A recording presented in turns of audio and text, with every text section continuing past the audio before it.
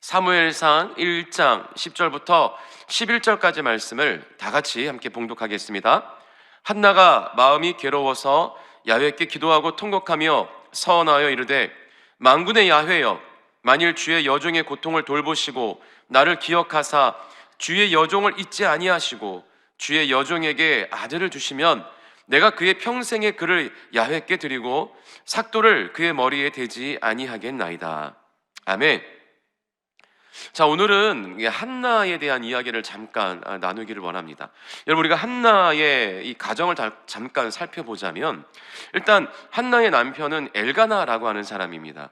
엘가나라고 하는 사람은 평범한 사람인데요, 근데 이때 당시에 이스라엘은 일부 다처제잖아요. 그래서 한나 말고도 분인나라는 그 엘가나에게는 아내가 한 명 더 있습니다. 그러니까 엘가나라고 하는 남자에게는 분인나라고 하는 여인과 오늘의 주인공 한나라고 하는 여인 두 명의 아내를 거느리고 있었던 겁니다. 그런데 분인나라고 하는 그 여인은 이 엘가나와 함께 그 사이에서 자녀가 있었어요. 그런데 오늘의 주인공인 한나라는 여인은 자녀가 없었습니다. 그런데 이 엘가나라고 하는 남편은 분인나보다 한나를 더 많이 사랑했어요. 성전에 가도, 예배를 드리러 온 가정이 성전에 가도 항상 이 한나를 더 많이 챙겨주었고, 그러니까 자식이 없어서 긍휼함 때문이 아니라 엘가나는 한나를 더 많이 사랑했습니다. 아내가 2명이 있고 3명이 있고 4명이 있어도 어찌됐건 더 마음이 가는 사람이 있지 않겠습니까? 똑같은 크기로 그 모든 아내를 다 사랑할 수는 없는 거잖아요. 그러니까 자녀들도, 사실은 저는 자녀가 1명밖에 없어서 모르겠지만 그 요즘 이 엄마들한테 물어보면, 집사님들한테 물어보면 자녀가 3명, 4명이 있어도 조금 더 사랑하는, 더 마음이 가는 자녀가 있다고 합니다. 뭐 사람이니까 어쩔 수 없겠죠. 모두 다 사랑하지만 조금 더 많은 퍼센테이지로 마음이 가는 자녀가 있다라는 거예요. 뭐 미워하는 자녀는 없지만. 그러니까 그러다 보니까 엘가나도 이 분인나와 한나라는 두 아내가 있지만 이 한나에게 더 마음이 갔고 한나를 더 사랑했던 것입니다. 그러니까 이 여인의 질투는 무섭지 않습니까? 그러니까 분인나는 자기가 자식도 있고, 그리고 상대적으로 비교를 해봐도 그 당시에도 자식이 있고 없기에 따라서 많은 사람들에게 축복을 받고 인정받던 시대니까 이 분인나가 더 인정받고 높아져야 되는데, 내 남편 엘가나는 자식도 없는 저 한나만 맨날 끼고 사는 거예요. 그러니까 더 그 질투심에 눈이 멀어서 더 한나를 괴롭히고 멸시하고 핍박했어요. 그러니까 한나는 날마다 마음에 근심이 있는 겁니다. 남편이 아무리 나를 사랑해 주어도 같이 이 살 부대에 끼고 같이 매일같이 얼굴 보고 살아가야 되는 이 분인나에게 고통을 당하니까, 이 고난을 받으니까 한나는 날마다 마음이 어려웠던 겁니다. 그러니까 그냥 누가 나를 괴롭히는 사람이 없어도 내가 자식이 없다라는 것 때문에 그 마음에 무거운 짐이 있는데, 그렇다 가뜩이나 마음이 어려운데 이 분인나가 자기를 괴롭히니까 한나는 정말 하루하루 사는 게 지옥 같았던 것입니다. 성전에 올라갈 때마다 하나님께 간절히 기도했어요. 하나님, 왜 저에게는 자식을 안 주십니까? 이 사무엘상 1장에 이 가정에 대해서 소개를 하는 내용을 보면 하나님께서 이 한나에게 자식을 안 주셨다라는 표현이 나오거든요. 그러니까 하나님께서 처음에는 자식을 일부러 안 주신 겁니다.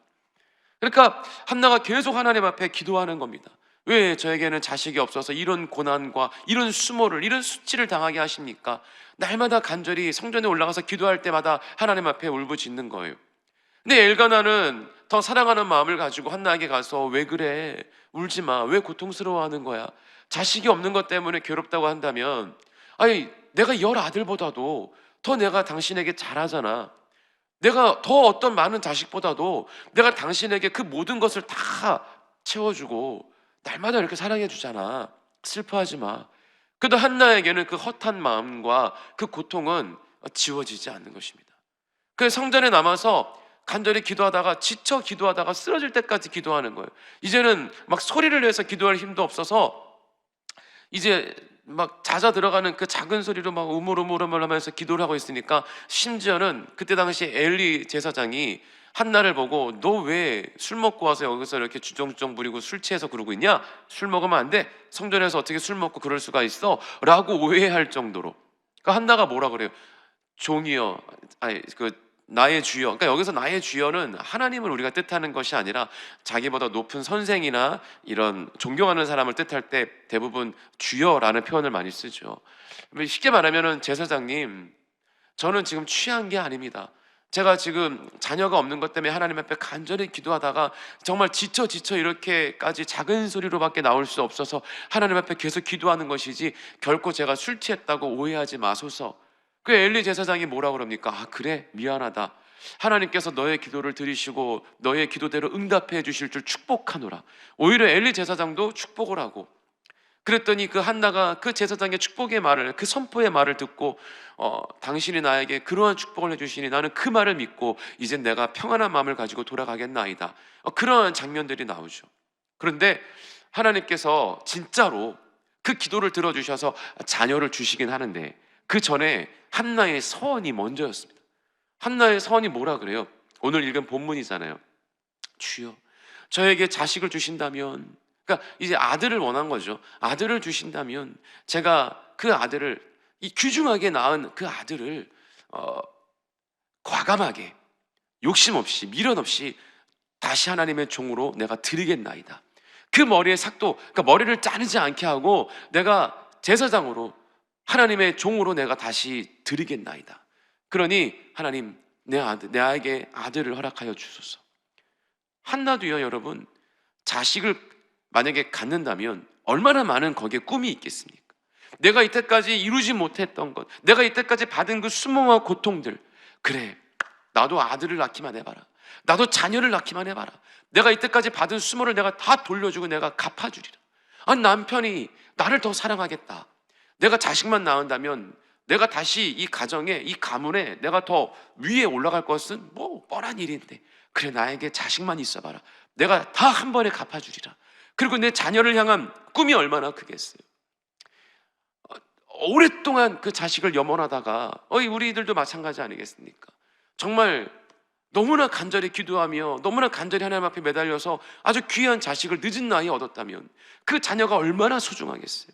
내가 이 자녀에게 모든 것을 다 해주고 싶고 이 자녀가 잘 되기를 바라고 싶고 좋다는 건 다 제공해주고 싶은 게 우리 부모 마음 아니겠습니까? 이 자녀가, 그렇게 귀한 자녀가 태어났을 때 그냥 평범하게 살아가는 것이 아니라 공부도 잘해서 좋은 데 취직하거나 아니면 사업을 한다면 정말 부자가 되거나 귀하고 아주 큰 사업을 이루거나, 또는 공부를 잘한다면 뭐 대학 교수, 유명한 학교의 교수로 쓰임 받거나, 여러 가지 이 자녀에 대한 나의 원대한 꿈이 있을 겁니다. 여러분, 제 후배 중에요, 그러니까 제가 이제 목회자가 되기 전에 20대 때 우리가 대학 시험을 볼 때요, 제 후배, 한 살 어린 후배인데 이 희한한 친구가 있었어요.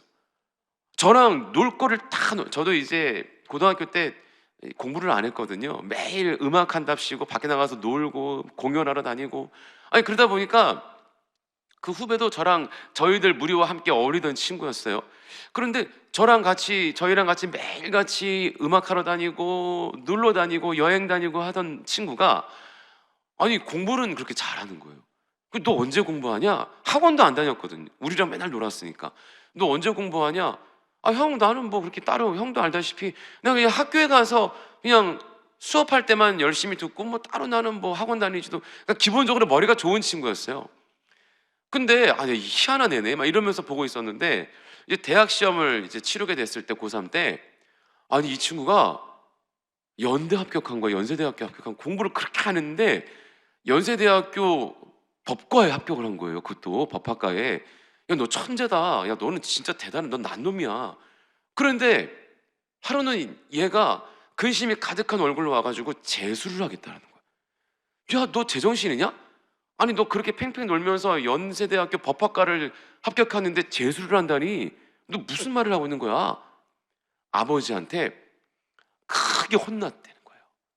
야, 너 고작 연세대학교 법학과 가려고 너 지금 내가 너에게 이렇게 네 뒷바라지 하는 줄 아느냐, 이런 소리를 들었다는 거예요.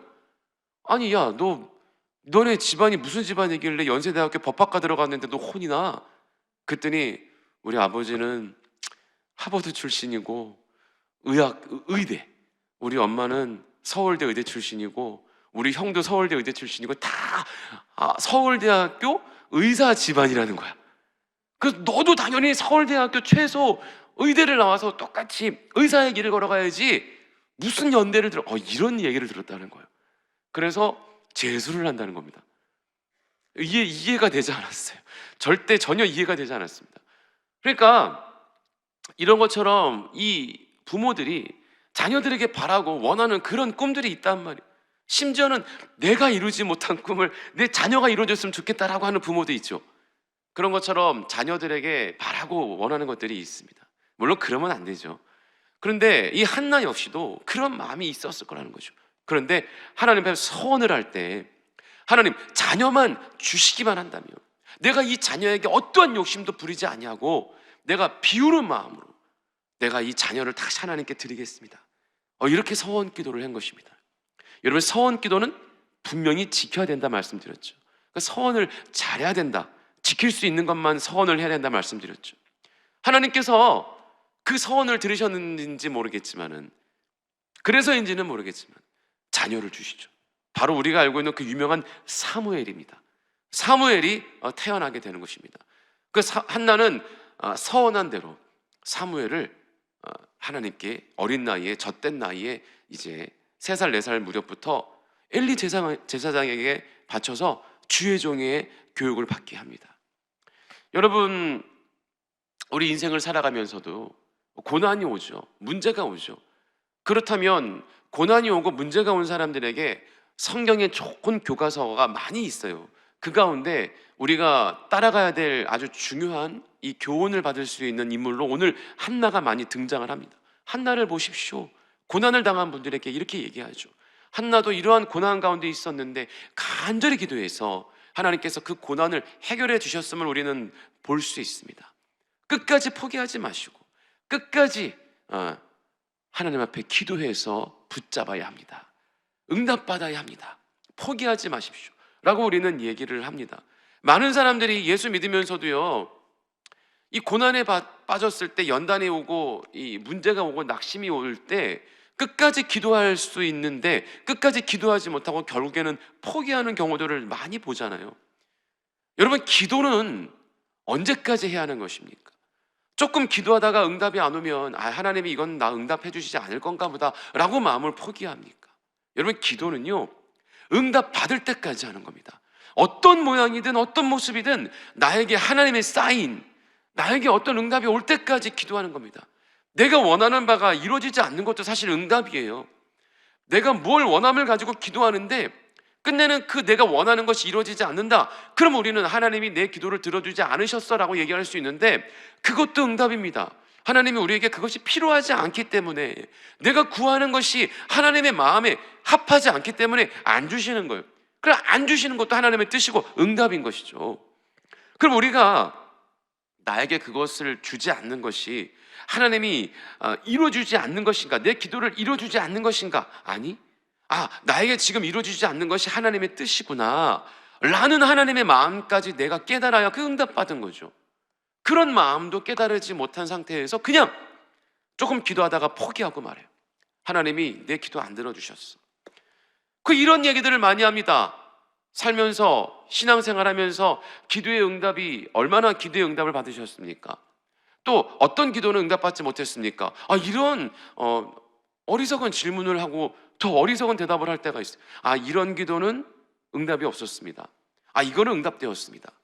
이런 모든 기도는 하나님께서 들으시고 응답하십니다. 믿으셔야 합니다. 심지어 이런 고백도 들어봅니다. 우리가 예수를 믿기 전에요, 예수를 믿기 전에 내가 예수님을 구주로 믿고 시인하지 않은 그 이전의 상태에도요, 어느 누구인지는 모르지만 막연하게 우리가 신이 있다면 막연하게 내 이런 문제를 돌보시고 나를 지켜주소서라고 기도할 때요, 그냥 막연하게 내가 예수님의 이름으로 주님 앞에 기도하지 않아도 예수 믿지 않는 사람도 어떤 신이라는 존재에게 간절히 얘기할 때가 있잖아요. 하나님은 그 기도까지도 들으신다는 거예요. 꼭 제가 한번 설교할 때도 말씀드린 적이 있는데요, 꼭 예수님의 이름으로 기도합니다 라는 말을 붙여야 그게 주님 보좌 위에 올라가고 들으시냐고요. 네, 그걸 그래야지 들으시냐고. 우리가 막 여러 가지를 기도해요. 주님 듣고 계세요. 예수님의 이름으로 기도합니다. 아멘. 안 했어. 그러면 너 예수님의 이름으로 기도합니다. 아멘 안 했으니까 나 이 몰라 이거 안 들은 거야? 그러시냐고요. 눈 감고 기도해야만 그게 기도냐고요. 여러분, 하나님은요 인격적인 분이세요. 어떤 규정에 얽매이신 분이 아닙니다. 규칙에 얽매이신 분이 아닙니다. 어떤 모든 제도와 어떤 우리가 알고 있는 상식을 뛰어넘어 무소부재하신 분입니다. 그런 하나님께서 우리 모든 삶을 지켜보시고 우리의 모든 문제를 먼저 다 감찰하시고 알고 계시는 하나님께서 우리의 모든 기도를 들으신다는 거예요. 간절한, 뭐라 그래요? 하나님께서 우리의 작은 신음까지도 들으신다 말씀하시죠. 우리의 작은 신음은 나만 아는 거예요. 내 옆에 아무리 가까운 사람이 있다 할지라도 알지 못하는 거예요. 하지만 주님께서는 다 모든 걸 아시고 들으시고 응답하신다는 겁니다. 그러니까 우리가 고난이 왔을 때, 문제가 왔을 때 절대 포기하면 안 되고, 우리가 이게 어떠한 뜻인지를 주님의 먼저 그 마음을 구해야 합니다. 막연하게 고난이 왔을 때 하나님 나에게 왜 이런 문제가 왔습니까? 이 문제를 빨리 해결해 주세요 라고 부르짖지만, 먼저는 하나님 나에게 왜 이런 고난이 왔는지, 주님 나에게 어떤 뜻을 품고 계시는지, 하나님이 나에게 뭘 원하시는지, 어떤 고난도 어떤 문제도 하나님께서 허락하셨기에 나에게 온 것이거든요. 하나님이 모르는 고난은 없습니다. 어머 야 너에게 왜 이런 문제가 왔대? 야 나 몰랐다 미안하다, 이런 하나님이 아니신 겁니다. 먼저 하나님께서 그 모든 걸 아시고 우리에게 허락하셨기에 주의 자녀에게 연단과 고난이 오는 것입니다. 시험이죠. 통과해야 되는 단계죠. 하나님께 물어야죠. 하나님 저에게 무엇을 뜻하셔서 이런 훈련을 주십니까? 그렇다면 제가 뭘 어떻게 해야 합니까? 하나님께서 저를 지키실 줄 믿습니다. 이런 고난 가운데 제가 무너지지 않고 제가 멸망하지 않을 줄 믿사온데 제가 어떻게 해야 됩니까? 주님 알려주십시오. 주님께 구해해 나가야 합니다. 주님이 분명히 우리에게 그 마음 가운데 성령의 말하심을 통하여 깨닫게 하시는 겁니다. 그래서 대부분은요, 우리가 고난이 왔다고 얘기할 때 보면은 진짜 이제 건강과 그 다음에 어떤 물질과 어떤 환경과, 누가 봐도 정말 마치 욥처럼 말이죠, 오늘 한나처럼 말이죠, 어떤 이런 고난 가운데 누가 봐도 이거는 문제가 있어서 하나님 앞에 기도하는 것 외에 또 다른 고난이라고 표현하는 그런 종류가 있는데요, 이럴 때도 우리는 많이 고난이라고 얘기합니다. 내가 이루고자 하는 일이 있어요. 내가 갖고 싶은 것이 있어요. 내 마음에 그것을 품고 이제 그 마음을 키워나가죠. 나는 이게 되고 싶어. 나는 이 단계까지 오르고 싶어. 나는 이것이 갖고 싶어. 그 마음을 키워나갑니다. 그러다 보면 그걸 간절히 갖고 싶어요. 그런데 간절히 그 꿈을 이루고 싶어요. 그런데 그 내 계획대로 이루어지지 않아요. 내 갖고 싶은 게 나에게 절대 오지 않아요. 내가 계획하는 일들이 나에게 절대 오지 않고 전혀 다른 방법으로, 다른 길로만 자꾸만 내가 글로 가요. 그럴 때도요, 우리는 왜 나에게 이런 고난이 오는 거지? 그렇지 않습니까? 여러분, 그건 우리가 깊게 생각해 봐야 합니다. 그것은 내 욕심이죠. 내 바람이죠. 하나님의 뜻과 하나님의 생각과 하나님의 마음과는 전혀 관계없는 나만의 생각과 나만의 마음, 내가 품고 있는 것 가지고 그것이 꿈꾸고 있는데 그것이 이루어지지 않을 때, 내가 그걸 갖지 못함으로 인하여 나에게 오는 내 마음의 어려움, 근데 그거를 우리는 또 고난이라고 얘기하는 거예요. 그게 진짜 고난일까요? 하나님 보실 때 그게 진짜 고난이라고 얘기할 수 있을까요? 예를 들면은 저도 그런 일이 있었어요. 처음에는 뭣도 모르고 왜 하나님 저에게 그런 고난을 주십니까? 라고 얘기한 적이 있어요. 예전에 저도 가수의 꿈을 품었죠. 가수로서 성공하고 싶다. 또는 사업가로서 내가 성공하고 싶다. 그래서 사업도 내가 어느 정도까지 내가 이룰 거야. 내가 음악가로서도, 뮤지션으로서도 내가 어느 정도까지 내가 그 꿈을 이뤄나갈 거야. 나 혼자 많은 계획을 세우고 그냥 막연하게 믿습니다. 하나님 이렇게 해주실 줄 믿습니다. 근데 그 길이 안 이루어져요. 그것도 하나님은요, 애초부터 안 되게 해주시면 모르겠는데 마음을 일찌감치 포기를 하겠는데 음악도 사업도 어느 정도까지 막 올라가게끔 그 맛을 보게 하세요. 정점에 올랐을 때 네가 이거를 이 자리에서 나를 위하여 포기하나 보자, 이런 마음인지, 조금만 하면 될 것 같은데 그때 하나님께서 자꾸 막으시는 거예요. 그럼 우리는 뭐라 그래요? 하나님 왜 나에게 이런 고난을 주십니까? 여러분, 그게 진짜 고난일까요? 내 욕심이었잖아요.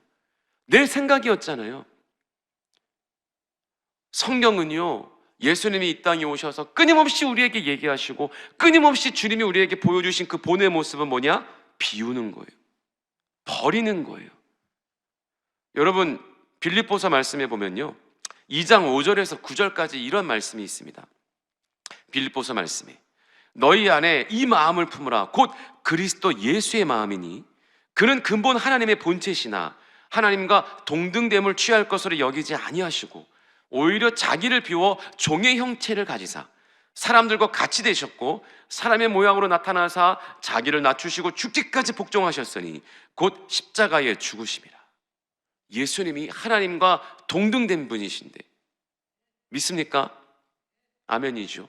예수님은 하나님이시잖아요. 그런데 그 하나님이신 예수님이 하나님과 동등됨을 취하지 않으셨다는 거예요.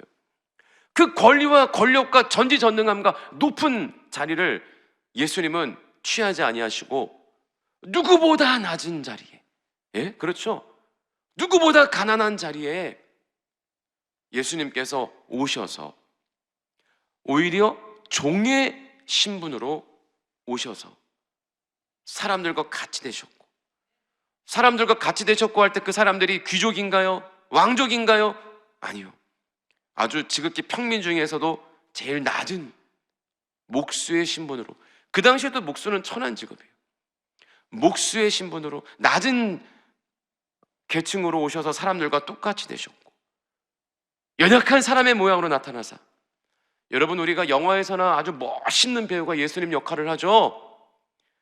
성경에 뭐라 그래요? 예수님은 외모적으로 볼 때 아무 볼 것이 없다 그랬어요. 지극히 평범, 아니 어떻게 보면 좀 더 못생긴 층에 속해 있을지도 모릅니다. 사실 성경은 예수님의 외모에 대해서 표현할 때 멋있다, 잘생겼다.